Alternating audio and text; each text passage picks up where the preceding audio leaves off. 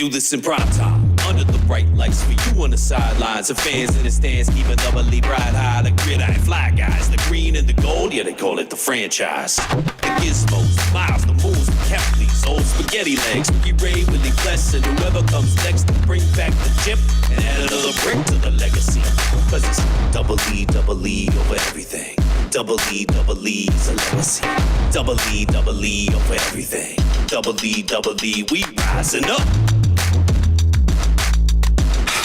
Edmonton looks to start off July with some fireworks of their own as they look to not get left in the dust out in the West. The Edmonton Elks, as the lone team remaining in the CFL looking for their first win of the season, they host the Ottawa Redblacks as we close out Week 5 in the Canadian Football League. Standing in the way of that crucial win, it's an Ottawa team with its quarterback back in the lineup and a familiar face to Edmonton amongst his targets looking to make a statement against his former team.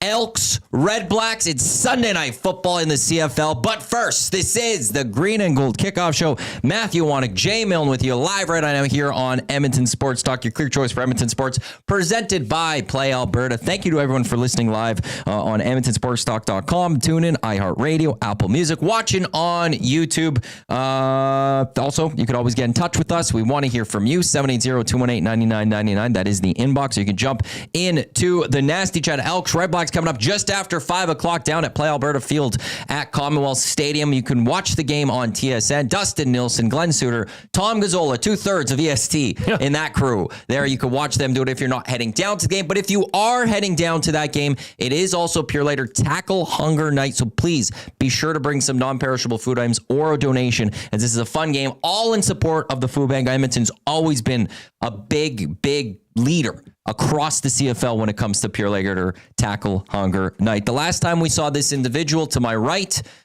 it was after the Elks lost to Winnipeg. He's been gone from EST for a bit, but he can't miss out on a Green and Gold Kickoff Show. He came back a day early from his holidays. Jay, welcome. It's good seeing you. Oh, it's great seeing you. It's great being back and to come back in this fashion with a huge game, a Sunday game, the finishing of a CFL week. I'm excited. I was saying it to you earlier, like sitting in this seat in front of this logo and getting ready and getting all the nasties ready for an Elks game. It's like I get goosebumps every time. I love it. So yes, I'm very happy to be back. Lots to get to on the show today. Let's jump right into the starting lineup for your Edmonton Elks. For those watching on YouTube, you can see the depth chart in front of you. Trey Ford, the starting quarterback. The men protect him from left to right. Ivy Evans, the second. Cordy, McKellar, and Boyko. The receiving core, Dunbar Jr., Gittins Jr., Mathis, Julian Grant, and Smith. Rankin, the running back, and Green, the fullback. Defensively, on the D-line, Barlow, Brinkman, Sorezna, Smith. Linebacking core, Morgan in between Anderson and Garnes. And then in the secondary, it's Bynum, Jackson, Metier, Williams, and Ford. Blanchard kicking. Grace is the punter, and Leak will handle kick return duties. Before I jump to the injury report with you, can you be a second? I thought that's junior. What? Well, it's Evans the second. Is that not junior? You're senior, junior, then does it not become the third? Don't you start at the third? Yeah, I think you have the choice. I think you can do junior or the second. What would you like? Oh, junior. I would too. Like Jason Jr. That's JJ. Hey JJ, right? That works well. I mean, for you it'd be MJ. That's pretty cool. I might not get hired here if that was my name. MJ? Yeah. It would be funny if you spelt it EMMJAY. I'm MJ. I do. I like when it's like the third or something. The third. I'm Matthew Iwanyk the fourth. Yeah. Now we're getting too persnickety. Which sort suits me, does it not? Nah, maybe not. The injury report. Yeah. So Noah Curtis, David Beard still on the 6-game injured list. One addition that brought Ateva Mauga Clements out of the lineup. He's on the 1-game list. He's the linebacker for the Elks with a knee injury. So nothing really changed other than that. Here's the Ottawa depth chart for those watching on YouTube. Drew Brown back in the starting lineup. He was there for week 1. He's been out for a couple of weeks. He's back in the lineup as the starting quarterback for the Ottawa Redblacks. Last year, the Redblacks had the back-to-back. They beat Edmonton. Chris Jones got fired. Then Edmonton went to Ottawa and lost again. When Ottawa beat Edmonton here, Drew Brown threw for 480 yards. You might want to watch him tonight if you're the Elks defense. You might want to make sure he doesn't torch you for that again. Justin Hardy is one of his targets. Eugene Lewis is also one of his targets. We know him here in Edmonton. Lots of conversation between, about him as he went to Ottawa in the offseason and the general manager of the Edmonton Elks. We will get to that a little bit in the show as well. William Stanback is the starting running back. Santos Knox is the quarterback of the defense in their middle linebacker spot. So there's the Ottawa Redblacks who will be going up against the Edmonton Elks tonight. Weather for today, 17.5 degrees, according to one of the apps I'm looking at from Clawson. I'm going to use that half.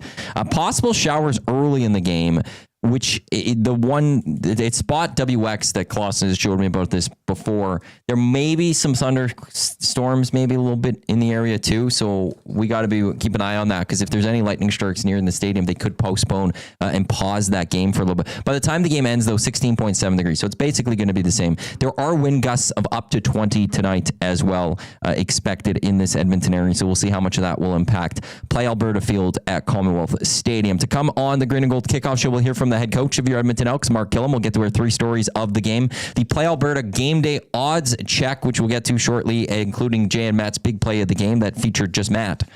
But I channeled Jay, I believe, well in that one. I love it. I saw that on my drive home from Sicamous, BC yesterday after I got out of the mountains and I could finally use my phone again. Reception? The first thing I did was text you and I said, where are we at? What are we thinking? And then you replied to me and you said, yeah, this is what we're talking about. Oh, and by the way, I put together Matt and Jay's play of the day. And I said, I'm already on it, baby. I'm already on it. It's a good play. I like it. We will tell you about that very shortly, but we got to get to the question of the game. Jay, I told you that we don't normally do this, but I told you the question ahead of time, but I didn't tell you the options I put up on Twitter. The question of this game, and you could get in touch, 780-218-9999, or you can jump into the nasty chat. Is this already a must-win game for the Edmonton Elks? And we will dive a lot more into this when we get to our first storyline of the game, because, spoiler, it's the number one story of tonight's game. The options I had on Twitter was yes, season lost with a L. No, but a need to win. No, lots of season left. Or other, specify. Jay, is this already a must-win game for the Edmonton Elks? Well, unfortunately, I have to, take the side of my host on the Reed Wilkins show, the one and only Reed Wilkins, and let everybody know that, in fact, this is not technically a must-win game. Here's what it is, though. It's a gotta have it. So that's why I put it, but a need to win. I thought that was okay. Gotta have it's the wording here. No, need to win is fine. But I was trying to challenge it, so I got it wrong. But it's a need to win. This is a gotta have it / need to win.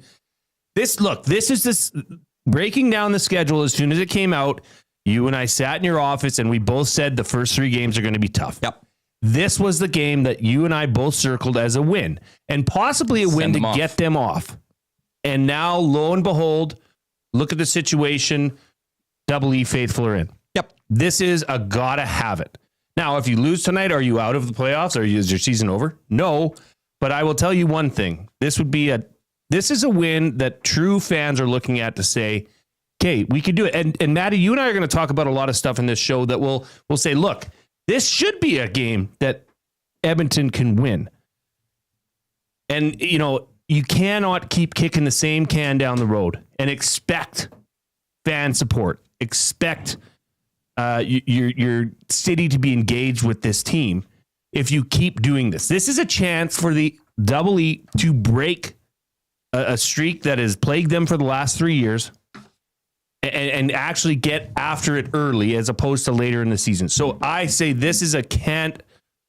What is it? What is the second option? A need to win, but I was trying to remember a need to win. But I was trying to remember what reason. Is that winning?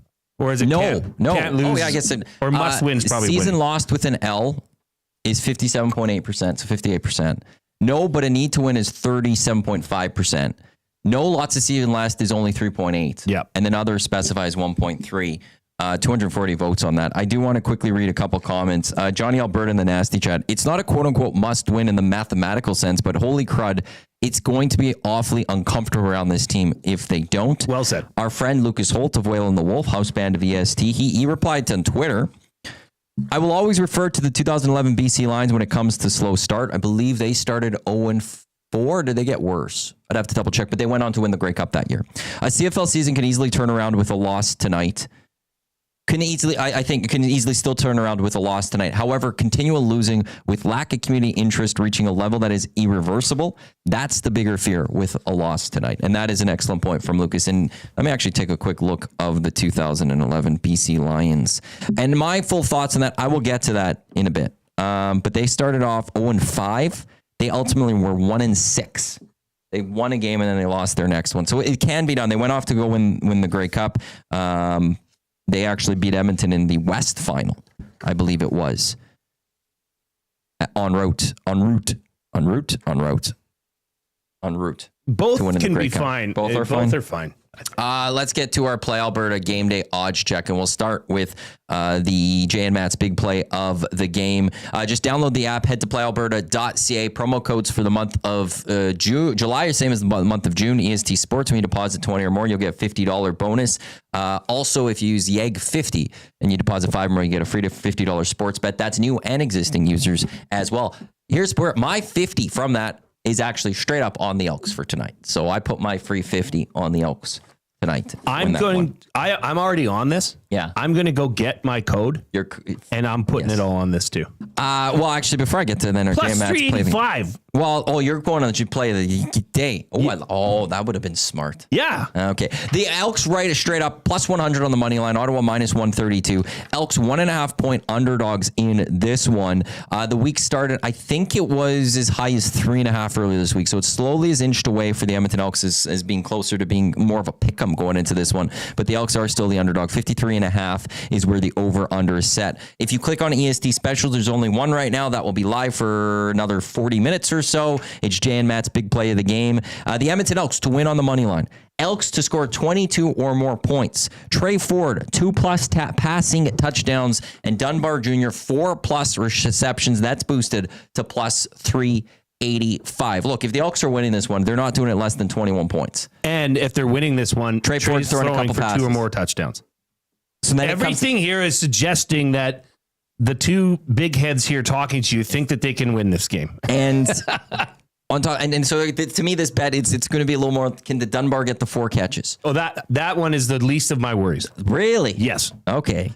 Dunbar is the least of my worries. So that's the one where 22 points would be plus. That would be over their average scoring by 0.03.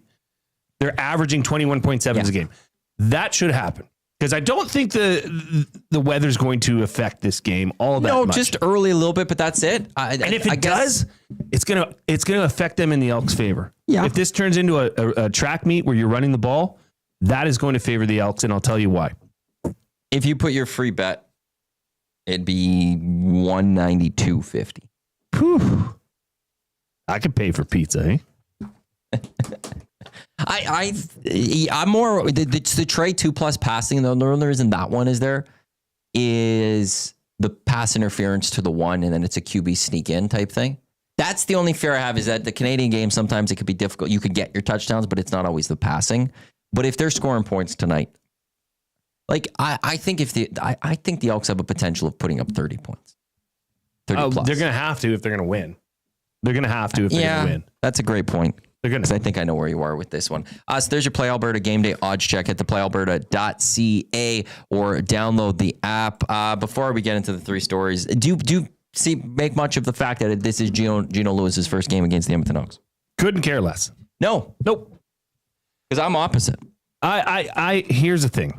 I hope he has a great game. I don't ever wish ill on any professional athlete. This is their profession. This is their livelihood. You want to see them succeed. The question you asked me, I was not that high on Eugene Lewis last year. I thought for what he was paid, and hey, look, that's not his fault. He's got a great agent who soaked the Elks for a bit more than he deserved. But the return out of that just didn't compute for me. So I figured, I didn't know, but knowing how Ed Hervey, the new Elks GM, works, that he was gone anyways because that salary was just too high. Right, but how everything played out in the offseason, where Gino felt he was personally slighted because Ed never talked to him. Then Ed making the comments about superstars, which I don't disagree with Ed had to say. I think what he was saying was blown way out of proportion, and it was made way more of a bigger deal than it should have been. But it became a big deal that Gino then was talking about. And Kate Burness at the start of the season had a sit down with him and was talking to him about this. He's going to want a game against the Edmonton Elks. Sure, he's going to want a game against Ed Hervey specifically. And if there's a receiver in this league, if there's only a handful that could go out and have 152 touchdown games, he's one of those. The other one is Kenny Lawler, who put up 3 touchdowns this weekend and 200 some yards. That's the only fear I would have about this. If this Elks defense, and we'll get to them in a bit as well, if Gino's going off, I don't like this Elks defense chance to try to contain him at that point. Well, it's big plays. And this team can give them up. That's why I play into this, is that, those games, certain players, they get motivated about things. And is this going to be a very motivated Geno Lewis tonight? Hey, there's 2 sides to every tale. But Ed's not playing. I understand that. But you know who does? Aaron Grimes, their DB coach, knows that Eugene Lewis is coming in here to want to wreak havoc. And that might be the motivation that they need. Sure. Because certainly, frankly, they do need some. Hey, if for that defense, you got paid because Ed decided to pay you as opposed to keep back Geno Lewis. Exactly. Go defend your GM on this one. Hey, Metier. Part of his salary is sitting in your bank account now. Make sure he knows why. Hey, Robbie Smith, you are one of the highest paid players in the CFL that's not a quarterback or receiver, I believe. Yeah, time to do something. Time to maybe make sure the ball doesn't get to Geno Lewis by getting to the quarterback. So do that for your general manager tonight. Let's get to our 3 stories of the game. Matt Iwanyk, Jay Milne with you here. Actually, before I do that, Dash going, Gino's going to be hungry regardless, as he hasn't scored in a few weeks against Hervey, and the way the secondary has been playing, he's going to be that much more hungry. Storyline number 1, back to the question of the night, is this a must win for the Edmonton Elks? I'm on the side of this isn't a need to have, or how does Reed put it? Gotta have it. Gotta have it. It's how I put it. Reed hates it. Reed hates the discussion that we're having. It doesn't matter. Must win. Gotta have it. This is a must win. Can't lose. This is straight up a must win. You say this is a must win. Must win for the Edmonton Elks. And there's a few reasons I have for that. One is, if you do, like you and I, we went through the schedule. This is when I had them going off. But if you can't beat Ottawa, I think, like, I'm going to disclaimer. The Elks win tonight. I'd still like, I will not go off of this probably the rest of the way. Maybe I'll look at it one more time. Maybe later July, August, I'll allow myself one more. But I said the Elks are going to win 10 games, and I'm sticking with that if they win tonight. I'm feeling really good about it, actually, if they win tonight. Yeah. Because this is what I predicted. This is how it's going. This is what I've seen coming. But if you don't, I don't know who you beat. Well, you got to get off on the right foot at some point. You're the free space on the bingo card for everyone else. Yes, you become the laughing stock. Yes, that's the first part of this. Is just I look at it and I go, you're now into the snowball effect that we've seen the last number of years, where you're now tumbling down the hill and the snowball's going to turn into an avalanche right away, and your season's going to be so lost that you're not going to be able to recover from this. Because the other part to this is the Battle of the West. Things did not go well for the Edmonton Elks this weekend. I was talking about with Huss on, I think it was Thursday, on the Lock Shop. And if Montreal had been BC and Winnipeg beats Calgary, yeah, so I guess it would have been Thursday. We're saying that the Elks, this is a big game because you're staying with them. But they won. They won in games that maybe they shouldn't have won, or especially Calgary. No one was seeing that one. And now you sit 4 points back of 4th in the West. I'm not looking at first. I'm not looking at saying, I'm talking about 4th spot in the West where you could potentially get that crossover. You'd be 4 points back. And you don't, like, right off the bat, it's BC that you're chasing, and they hold the season series because of the for one meeting so far. So in theory, you're 5 games back. They play next week, changes things there. But right off the bat, you've put yourself behind such an 8 ball, and then I just don't see where you're getting the wins. And, narratives are going to go around this team. There's not a lot of new players to this team. There's a lot of new faces to this team. But I do believe in something like that. They've been around this league. They've watched the Elks have these struggles, and how many of those guys are going to start going, well, this organization, here it goes again. Yeah. I'm now part of it. And it's just going to get away from them. And that's why they desperately need this win today, because also the rest of this month isn't necessarily easy. No. It's BC next week, who haven't looked great outside of the one game against Edmonton. They didn't look great last night. No, they didn't. They stole that game. I want to say beatable, but Edmonton's already lost them, so I can't say beatable necessarily for this franchise. They get Saskatchewan, then they get Hamilton. That's not easy. I 100% agree with you. But here's the thing. From week 1, when they lost to BC 31-14, Montreal, they lost 38-28. And I understand that a lot of those points, 22 of them were scored in garbage time. Last week in Winnipeg, I don't like the word garbage time, but I get garbage time for that one. Yeah. I understand it. I get it. Last week in Winnipeg, they were leading that game 23-20 going into the fourth. Yeah. You and I sat here and watched this and saw signs of life, signs of offense, signs of an offense that can move the ball, signs of creative play calling. Okay? So we need to be reminded that this team has continually improved week over week. There are areas that they have not improved on. And that's the big play on defense. And that's the mental mistakes. And this has plagued this team for, well, certainly last year as well, is critical mistakes at key moments, right? We talked about that a lot last year. This team is starting to come together. Tonight, they need to take another step. Right. They need to. They need to be better. Special teams, they've looked pretty good. They need to be better on offense, and they need to be much better on defense. Edmonton is -3 in the turnover ratio. The turnover ratio, for those that don't know, it's giveaways, takeaways. If you have 3 interceptions one game and only have 1 fumble on offense, well, you're +2 in the turnover ratio. This is a key factor when you look at success of teams. Edmonton is -3, Ottawa's +3. So Ottawa is much better, 6 turnovers better than Edmonton. Edmonton needs to turn over the ball, or force turnovers, and limit their turnovers. That's got to change, because that is not a recipe for success. But to your point of this team has gotten better week to week. BC to Montreal improved. Montreal to Winnipeg improved. But if you lose this week and you don't see those improvements, or like, okay, I'm going to say, let's say you even see improvements and they lose. Yeah, that'd be a kick in the ass. And that's where I go with, I think this is a must win. At some point, you just got to go, you're going to get a football game, and we can't just be looking at it going, well, you're getting a little bit better. You're getting a little bit better. At some point, you got to build off those, and those need to turn into the actual results from the getting better category to actual wins, losses, points category. Well, and what's the thing I've said every game? What's the key, the general key for every game? Run the ball? Run the damn ball. Edmonton ranks 5th in the CFL in rush yards per game at 109.3. That's what they average. Yet, they're 7th in the CFL in attempts. Okay? Look at Ottawa. Ottawa's 4th in the CFL in yards. They're 2nd in attempts. So they're attempting to run the ball a lot. And Edmonton's rush defense is very good. It's actually the only part of their defense that is good. And I'll get to that in a bit. That's the only part of their defense that's good right now. And by good, I mean not last. Literally. Run the ball. Match your attempts to your rushing yards. Run the ball like you're getting 110 yards a game. That's a key to success right there. Don't go away from it. Mix in the plays. Sure, mix in the shots. Right? Like we saw that last week for the first time. Mm-hmm. We saw some creativity on the offensive side.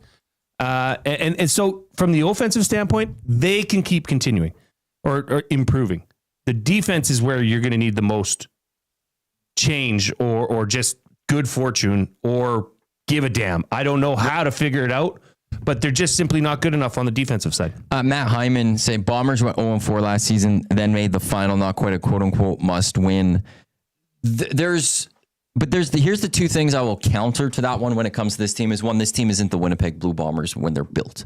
That Bombers team last year, they were a Grey Cup winning organization. A lot of those players had won, but they've also were to multiple straight Grey Cups, so they had a winning pedigree to them. Two, the difference between last year and this year that I will argue with Matt on that one, and no, I'm not arguing with myself, again, Matt Hyman, It's last year, and now things can change here, but last year, Winnipeg started 0-4, but one thing that helped turn things around was the fact that Saskatchewan, BC were at the top, and they fell off. Now, some of that is Winnipeg went and beat those teams to cause them to fall off a little bit, but Saskatchewan started off really well, and then they went on this massive losing streak. BC just never found their footing after in mid-August once they started losing. Those two teams stumbled, which gave way to allow the Bombers to recover from that 0-4 a little bit better. We do the flip side of what the CFL West looks like right now, and these teams are winning football games. The Riders are undefeated at 4-0. Calgary's 3-1. Winnipeg's 3-1. BC's 2-4. The West is just pulling away. That there isn't a lot of openings right now if the Elks don't get a victory today to almost go and get their way back in. That's the part that I look at it is it's just the West is the four teams above Edmonton are just playing, well, for the most part, really good football. At least three of them playing really good football, I would say. Whereas last year, those other two teams, they did kind of stumble a little bit, which allowed this open. But we'll see. I think our post-game show tonight isn't going to be spicy. I don't think we're going to be angry. I think you and I both are on the same boat with that one. Well, but it would be nice if it wasn't. But if this does not go well, there will be spice. I will say it will be an interesting post-game show if this does go the wrong way.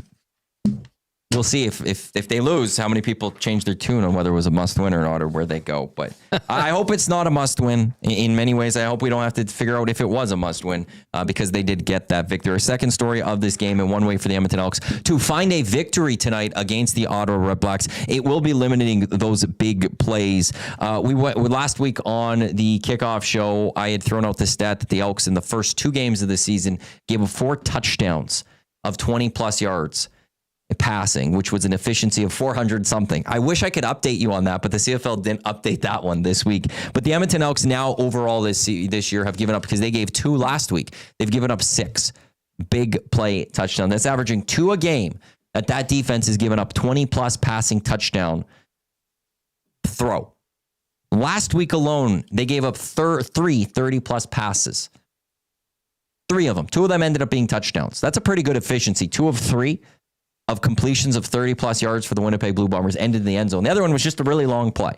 The Edmonton Elks defense needs to find a way to stop the big plays. How do they go about doing this, maybe?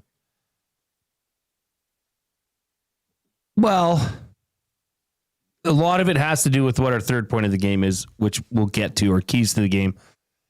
But if you want to look at the numbers behind this, and look at the players that were brought in.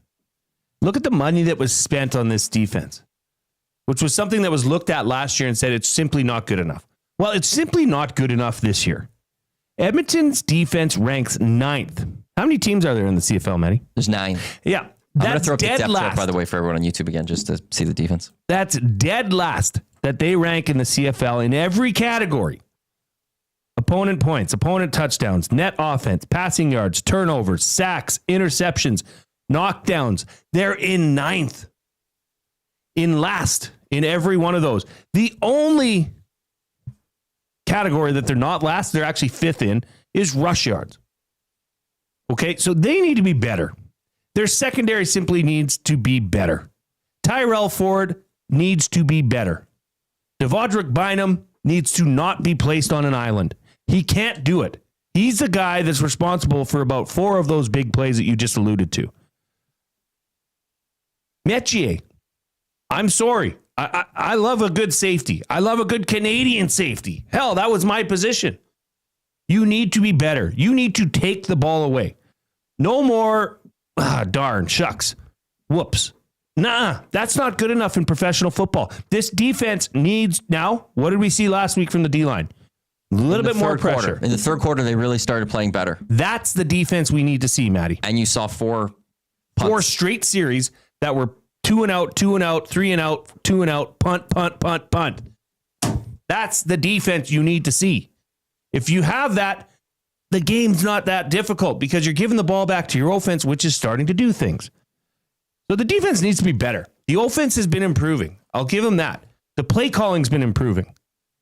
But these long plays and leaving, look, I know J.C. Sherritt likes to blitz, but has it got home that much?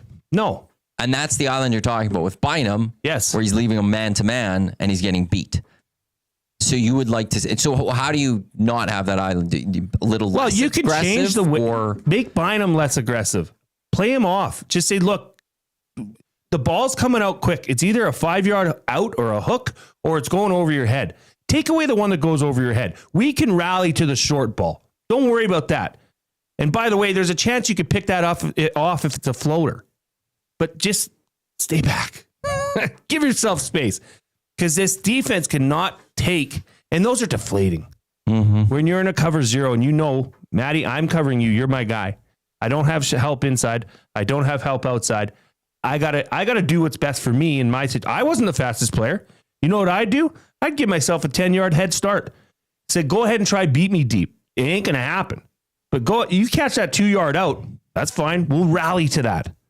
That's what this team needs. Is a little bit. You can still bring the hammer. You can still bring the blitz, but put your secondary in better situations, especially a player like Bynum who has been exposed a few times. I would also just like this team to wrap up a little bit better because we've seen a few times though where they have defaulted. The teams have defaulted to throwing it to a little bit of the shorter guy, but they're able to run for 5, 6, 7 yards. That's true. And getting that first down, and it's one of those. We saw it in week 1 against BC. We saw them be able to get to the ball carrier quicker. It seemed like last week they weren't doing it well enough. So they need to just get there have a little bit. I don't know what the way I'm wording it a little bit better, or maybe it's like as you get to that ball carrier, you have to just stop them there. Don't allow them to push for an extra 3-4 yards because that's been a crusher for this team who've also had their troubles big time on second down conversions, allowing them. On the Reed Wilkins show, we had defensive coordinator J.C. Sherritt on leading up to the season. And I asked him the question, what do you say? Because every defense has an identity. You have an identity. This is whether you're the piss and vinegar defense or, you know what his answer was? Our identity is speed and violence. And I thought, I like that. That's good. But we have yet to see it. We've seen it for 1 quarter out of 12 quarters. That's not good enough. I'm sorry. And especially for the money that you sunk into this defense, they need to play better. And they know it. So it's just a matter of putting it together and being violent on the field. If you have a shot to take off somebody's head, and I said this in week 1, do it. Give me the 15-yard flag. I don't care. Do it. It'll inspire your team to play a little bit better defensively. It's just part of the game. That's violence. That's speed. We need to see that. Big game defensively for me, just because it's huge. Here's Kelvin Van Dasselaar. Defense is awful. No other word for it. Really disappointing. Big Uke defensive is a huge disappointment. Smith TM14, by the way, if offense can make plays and keep defense off the field, should be good. I think in relation to the defense being a little bit better. Here's what I'll say. After week 1, I said, I see talent in this Elks defense and this Elk team overall, but I'm going to specifically look at the defense here. I see talent, execution's not there. If I get through 4 weeks and I'm seeing the same blown plays, I'm seeing the same big plays given up, I'm seeing the same defense that I've seen the last 3 weeks, I'm going to start questioning whether the talent is there. This is going to turn to me that it's not an execution thing. At some point, the pendulum is going to start swinging towards to me that they just don't have the players that can go do this, and they didn't bring in the right players, or maybe the system. But you gotta say, it's not an execution thing if they don't get it done for me today, because then it's my bigger issues. Then if it's execution, why hasn't that been improved on in 4 weeks? So that's why tonight, and Dash is right. Like Drew Brown after his game last year, but then Gino with the chip. You add into this Elks defense and their plays and giving up big plays. That's not a recipe for success for the Edmonton Elks. That's not a good sign for tonight. But if they could come out and produce, if they could come out and have a go, okay, now it could calm the waters, and maybe that gives them the confidence to move forward. But if they get beaten again tonight, I'm going to be wondering, are we going to be seeing press releases over the course of the next few weeks? Well, I'll tell you this, what's Ed going to have to do? Because I will start looking, being like, this is going to be on the GM to make some sort of change because these players can't do it. And we've already seen one change where Gumbo was cut after week 2. Well, and here's a little glimmer of hope. Even if I could say glimmer of hope, that sounds very bad, but Ottawa is second last in the CFL in big plays with 14. Edmonton has 11. So you think it's been bad here? Well, it's been worse in Ottawa. So hopefully Jordan McSimic Trey Ford and that offense can realize that, mix in the run, mix in the shots, mix in the deep plays, get Trey moving out of the pocket, all the things that we've started to see happen in what we've called this improvement offensively. This is a chance tonight to do it, to showcase it and push the ball downfield, because Ottawa gives them up more than Edmonton. Still to come here on the Green and Gold Kickoff Show, we will hear from the head coach of the Edmonton Elks, Mark Kilam, have his one of his media avails from this week at practice. Elks and Redblacks coming up just after 5 o'clock down at Alberta Field at Commonwealth Stadium. If you are heading down to this game, Pure Later Tackle Hunger Night, so please be sure to bring a non-perishable food item or a donation for the food bank. And a reminder, the next Edmonton Elks home game will be next Sunday as the BC Lions are in town. GoElks.com for tickets for that one. Let's get to our third storyline for this game, and it is mental errors. Yeah. This is the one that you had for the three stories. I'm going to let you start on this one. Well, it's just because I've got a few mental errors that I think they need to work on. Julian Grant having a ball go right off his helmet last game. Catching the ball is number 2 I have for the mental errors. Yeah. Justin Rankin making a great play, coming back to the ball, catching it, gaining the first down, which would have put them in scoring position, not tucking it away and putting it away. Yep. Devondrick Bynum getting torched over the top every single game this year. Zach Mathis not attacking that football. Zach Mathis not attacking a sure touchdown in the end zone against Montreal. I mean, these are things that shouldn't happen. Those are mentals. Those are when you're comfortable. And this team, that locker room, should not be comfortable right now because they're 0-3 and they're the worst team in the CFL currently. That's not news. But what I'm saying is comfort is not your friend right now. You should be doing everything, harnessing as much as you can, positive energy, positive vibes. I don't care. Whatever it takes to get you up for this game and say, I'm on my game. Whether it was an extra film session this week, an extra reps with the quarterback or the backup quarterbacks, or on the tackling dummy, on the old ring, stuff like that, that's going to get you mentally prepared, because it's just, that's been happening too often to this team. And not only that, Matt, but forcing the other team into mental mistakes, imposing your will defensively and forcing them into rushed passes, into, as we would call, T-Rex arms, because you're going to get your head blasted off by Metier coming over the middle. Forcing them into mental mistakes would be a healthy, nice change for Double E fans, because it just hasn't happened. The only team that has been committing these mistakes has been Edmonton thus far. Well, and the other thing too, I'll say the Elks have actually been a very good team when it comes to not taking penalties. They're not a heavily penalized team, but when they take penalties, they're in bad moments. Yeah. There are moments and they're just killer penalties. Like that 15-yarder you're talking about earlier, or a couple minutes ago. That's one penalty. That's one that, as you say, could motivate your team. But the two rough in the passer penalties last week against the Winnipeg Blue Bombers, while to me that I'll still say are soft calls, you hit the head. They're penalties. We know that they're penalties. And right there, you're touching the top of the head twice in that game. 2 crushing penalties. Do you ever see defenders rushing the quarterback, and after they just bring their arms back? You're in control there. Yep. You're saying, look, Stripes, I'm not going to give you any opportunity to call this. And not just flailing your hand and just brushing a quarterback's head. It's a penalty. There's only, by definition, it's a penalty. The chances of success on that play are much smaller than chances of failure. Exactly. And that's where, if you're at the line and you're jumping up to try to block the pass, that's one thing. But getting your hand there right around that head, it couldn't be cause problems. And last week it caused a problem. So that's part of the mental errors too, to me, is that when they have taken penalties, because they're not a heavily penalized team, they're taking them at killer moments that just crush this team. So mental errors for this team, which is, penalties, the fumbling, protecting the football, catching the football, attacking things, just overall execution. I will say though, this is a team that they're going up against that can make mental errors themselves. Yes. And I'm just going to point to 2 things with the Ottawa Redblacks. They are the most penalized team in the Canadian Football League. Give it to me, Matty. The Edmonton Elks. So we're talking about how just times. Yeah.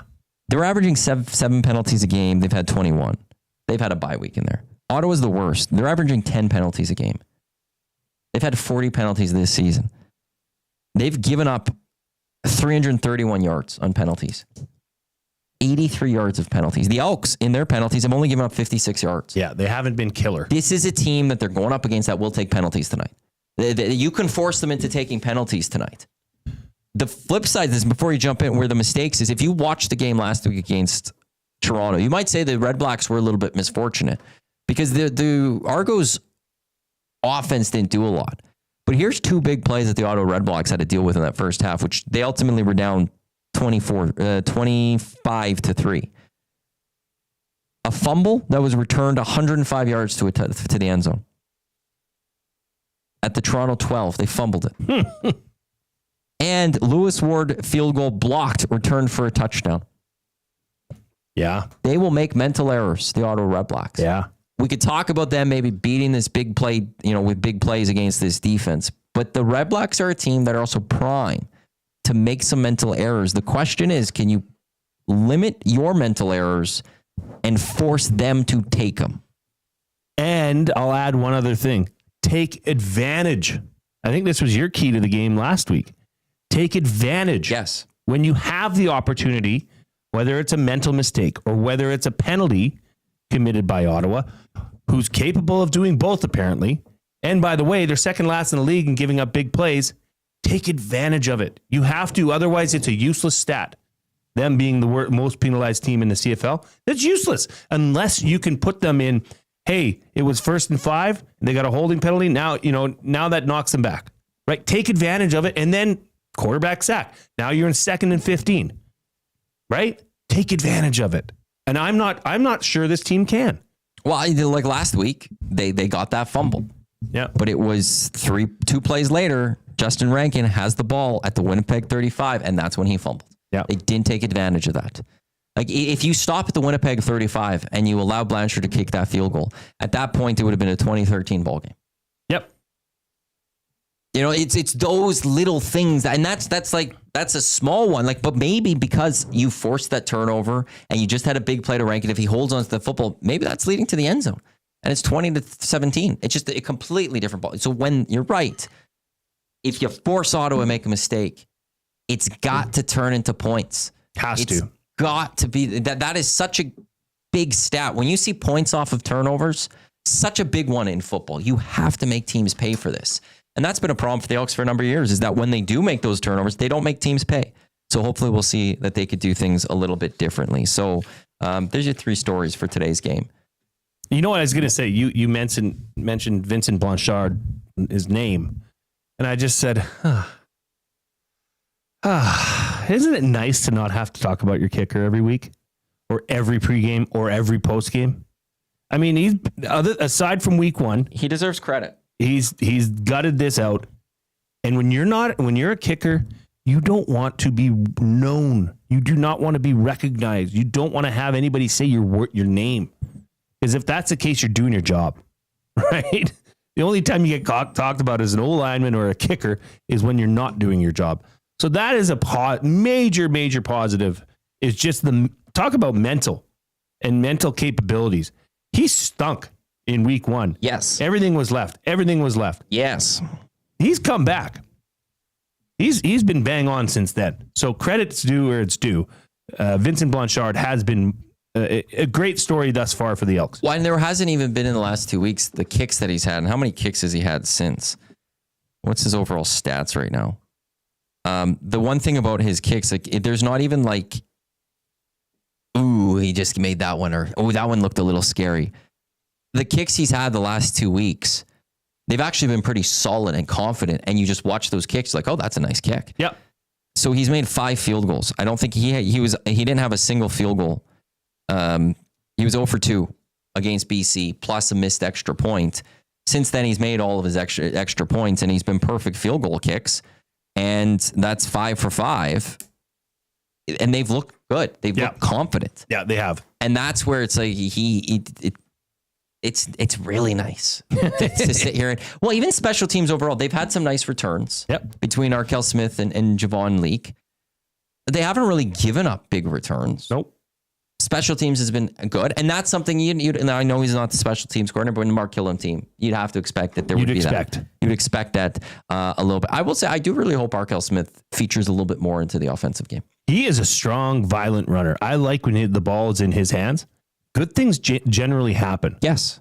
So, yeah, it'd be nice to see Arkell Smith in the game plan a little bit more. Yeah, I think he needs to get just, you look at his 3 games, 2 catches in BC for 55 yards, 4 catches against Montreal for 30 yards, 4 for 47. He seems like a player that is going to gets 3 to 4 catches and will be around 50 yards. But those catches are major catches. They're in big moments. They're for big games or whatever, gains for whatever it is. So I do hope that they keep featuring him a little bit more and keep going, because he's actually been one of the bright spots for me this season as well for the Edmonton Elks. When we look at the 0-3 start, I've actually really liked what I've seen from Arkell Smith, both special teams and receiver wise. Haven't talked much about Trey Ford. In fact, we actually haven't talked about anything Trey Ford. No. Is that a good thing, or is there pressure? Like where's the pressure for him for today's game?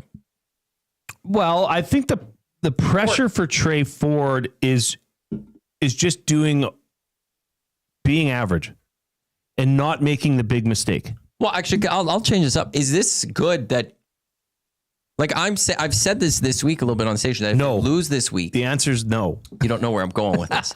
If they lose this week, it will become a discussion of who the starting quarterback is. Yes. But how big is it for him that hasn't been a discussion for this week? Well, that's what happens. No one goes to Mark Kilam saying, "Hey, so is Trey your starting quarterback?" Like there were no question marks of who the starting quarterback is going into this one for an 0-3 ball club. That's what happens when your defense is as porous as it has been. The conversation shifts. Add to that there were significant offensive improvements last week when they were in Winnipeg. Significant. I mean, that was a team that was moving the ball, running the ball, misdirection, wide receiver screen, trick, not necessarily trick plays, but misdirection down the field. I mean, Julian Grant was wide open on that one. Mm-hmm. That's designed to put pressure on the defense and force them into a mistake. That's what happened. Trey Ford has not been lighting the world on fire. Everybody knows that. That's not a secret. Trey Ford just needs to do what he's been doing and what they've been improving together as an offense and leading that team. I don't want to say managing the game, because I don't think Trey Ford's a game manager. But I think to get better and grow, you've got to start as a game manager in a sense, to a degree. Yeah, maybe turn into that a bit, but that doesn't offer the opportunity for the flair and the dramatic that Trey Ford offers. So I think it would be doing a bit of a disservice to try and pigeonhole him and say he's got to be a game manager. No. I don't think you want Trey Ford to do that, but just keep improving. But the one thing I will say for him, he's got, I feel like this organization, there's been full confidence in you that it's not even a question of Cody Fajardo being in this game. You got to go reward that a little bit too by getting a victory. Well, you've wanted this, your time here in Edmonton is to be given the reins and not have anyone breathing down your neck. And I think this organization has done a great job through the first few weeks to show that, no, this is your team, Trey. This is your team. And I would like to see him to go out there in this one and prove that he is a starting quarterback in the Canadian Football League. What's been the knock on Trey Ford is that he can't beat what? He can't beat who? Good teams. The top to great teams. So he's lost to BC. He's lost to Montreal. He's lost to Winnipeg. Teams that are thought of as some of the better teams in the CFL. Or at least they were. The CFL there's so much parity in the CFL. It changes so often. This is a team he needs to beat to at least give him a chance to get off the ground and start moving this team in the right direction as their leader. Jay in the nasty chat, J-A-E, not J-A-Y. Trey looks much better if his receivers pull their collective heads out of their behinds, and the play calling from McSimic in the first few games was pretty meh. I will say, yeah, like with McSimic, I liked what we saw from him last week, but there's still more to do, and I will be part of my key to the game. Before we get to Mark Kilam, head coach of the Edmonton Elks, I do want to point out one more thing when it does come to the Redblacks coming into town.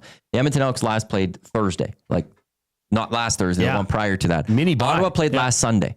So you've got a little bit of a mini bye against the team that then also has to fly here. Like you've got an opponent that you should have an advantage for coming into this game. We will see what happens. Kickoff just after 5 o'clock, about 5:07, 5:08 usually days. Play Alberta Field at Commonwealth Stadium. Elks and Redblacks. The Elks looking for their first win of the season. This is the Green and Gold Kickoff show live right here on Edmonton Sports Talk, a clear choice for Edmonton Sport, also presented by Play Alberta. Let's get to head coach of the Edmonton Elks, Mark Kilam. Here he was speaking with the media a little bit earlier this week. Not the only hot day you're going to have. I mean, it's going to cool down tomorrow. You know, you look at the weather folk, and they're saying it's going to be hot July, hot August, could be extreme heat, that sort of thing. How do you plan for that? Because I know when you have them out here in the rain, it's a different animal when you're dealing with heat.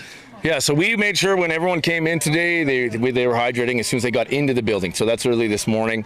Obviously, we tried to break up practice. Our training staff did a great job. They're in and out of the huddles with water. But part of it is, as a professional, I got to make sure I'm doing the right things when I'm away from the field. But we can try to take care of them when we can out on the field. Yeah, and hopefully everyone comes through this okay, and they're hydrating after practice. That's right. Okay. Yeah. Drew Brown took first team reps today. Does it matter who's at quarterback as far as you're concerned?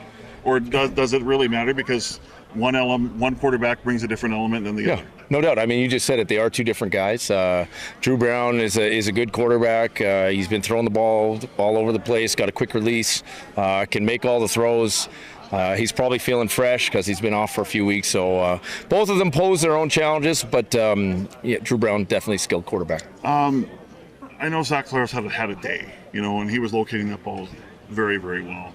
Stats are going to show you've given up a lot of explosions and they've ended up in your end zone. You're trying to find the right combinations there, but is there something that needs to happen, a technique change, or is it just guys got to come together a little bit more to prevent those explosions? Yeah, we got to make those plays. You know what I mean? I think the two of them we were right in great position. One of them we fell down on, but two of them we were right there. I think the difference of us dialing in just a few more details so that we can play a hair more confidently, I think we're making those plays. Let's talk about learning how to win, right? And we know Winnipeg knows how to do that because they've done it year after year after year.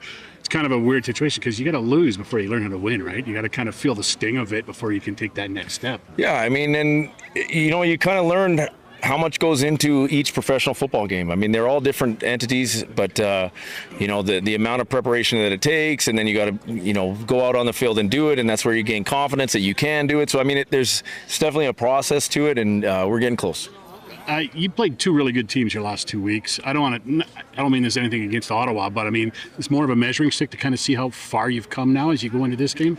Yeah, I mean, I think Ottawa would take offense to you saying that. You know what I mean? I think it's professional football. I think, they're a good team. They've had some guys that have been banged up, and they were missing a lot of starters. But, I think that they're getting some guys back this week. So, we're preparing for a full-strength Ottawa team. And to be honest, both teams are kind of looking at each other the same way, right? Yeah, there's no doubt. I mean, I'm not sure how they look at us, but I know where we are in this building and the belief that we have, and I see the work that goes on behind closed doors and obviously out here on the field. So that's where our focus is. Having Tamari Fox on the sixth game, that's tough, especially at the time of the game, too. I mean, you're almost through that game, and unfortunately couldn't make it.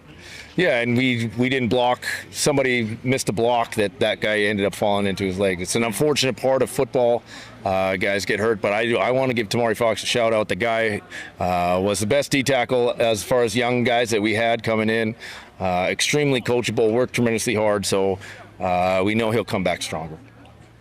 There's Mark Kilam, head coach of the Edmonton Elks, in conversation with the media practice earlier this week. Matt and Jay with you here. Jay wants me to get back to the Play Alberta big play. Jay and Matt's big player of the game. You're right. We should pump that out a little bit more. We've got about 5 minutes. Play Alberta, playalberta.ca. It's a good one. Elks money line. Elks 22 plus points. Trey Ford 2+ passing TDs. Dunbar Jr. 4+ receptions plus 385. Did you get did you put your YEG 50 on? I'm on it. You did the YEG 50. Of course. YG 50, deposit 5 or more and get a $50 free sports bet. That's what you would have had. Because I didn't realize it earlier. You're like, after the show, I'll have to do that. But it would have been off. It was off. So you jumped on. Good for you. Dunbar Jr. It was actually the thumbnail of our show. 5 catches last week, 7 catches the week prior, 2 catches against BC before attempts. If he caught those attempts, he would have hit that for this week. So it's what he's done this season. He was I just noticed this. He was targeted 9 times last week. Yeah, that's a good thing. It's a good thing. That's why I think 4 is not a problem. Yeah, so what is the code? If you got to enter 20 or deposit 5 or more. YG That's 50 a new one? deposit 5 or more. That's been around since the initial. Right, but what And were then the new EST July? Sports, it's the same. It's the same EST Sports deposit 20 or more, but it's 50 bonus. It's a 50 bonus. It's not a free bet. Okay. So that's what. What do you think of that comment? Learn how to win. It's a very important thing. We've talked about that that's just the thing we talk about in sports for a long time. We've talked about the Oilers for a long time. You had to learn how to win in the playoffs. You know, they had their losses to Vegas. They had their losses to the Avs. They got to a couple, like you having to learn how to win by in a way losing as well, but it takes a while to get there. The Elks not in a position to learn how to win in the playoffs. They have to learn how to win football games, learn how to go out there and be confident and get those victories. It's an important, this organization has won a lot. You got to learn how to win. We've got to get to our keys and a prediction. Your key to the game, Jay. Well, it's 2-part. 1, take shots. Run the damn ball is part of my mantra. I'm not going to say that every time. But 1, take shots. Ottawa gives them up. So take advantage of it.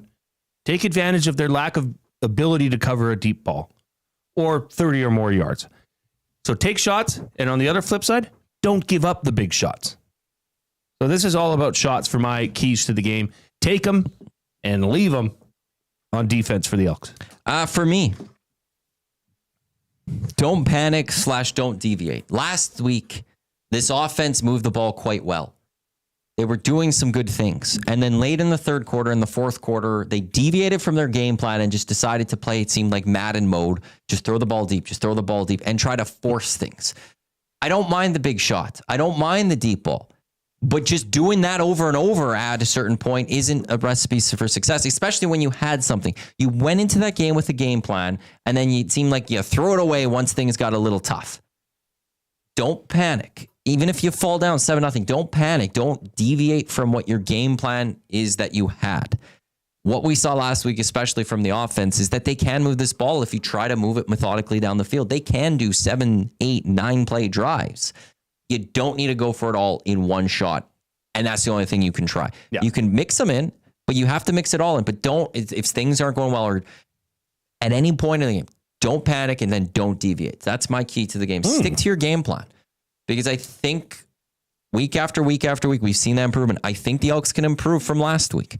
But I think one of the improvements that they need is to stick with the game plan that they had from start to finish. I like that. Your prediction. Look, the Elks have allowed 35 points per game through 3 weeks. They're scoring 21.7 points per game. This is the chance to flip the script. This is the night that they can do that. So I'm going to go 35-21 for the Double E. Exact opposite of their averages this year thus far. We'll see what happens. This is a nice to have. How do you word this? Gotta have it. Gotta have it. For Jay, a must win for me. We will see what happens. Edmonton Elks taking on the Ottawa Redblacks a little after 5 o'clock down at Commonwealth Stadium. If you're watching the game on TSN, Dustin Nielsen, Glenn Suter will be on the call. Tom Gazzola roaming those sidelines. I would like to thank everyone for tuning into the Green and Gold Kickoff Show live right here in Edmonton Sports Talk, your clear choice for Edmonton Sports, presented by Play Alberta. We will be on immediately after this game with the post-game show. Up next, we'll join in progress the Stingers game, as they should be starting their second half right away. But to everyone else, thanks for tuning into the Green and Gold Kickoff Show, whether you're listening on EdmontonSportsTalk.com, tune in, iHeartRadio, Apple Music, or watching on YouTube. We greatly appreciate it. We greatly appreciate everyone in the nasty chat and the inbox. Enjoy the football game between the Elks and Redblacks. Jay and I will be back right here on Edmonton Sports Talk on all those platforms I mentioned with the Green and Gold post-game show. Once it's over, breaking it all down. Enjoy the football game, everyone.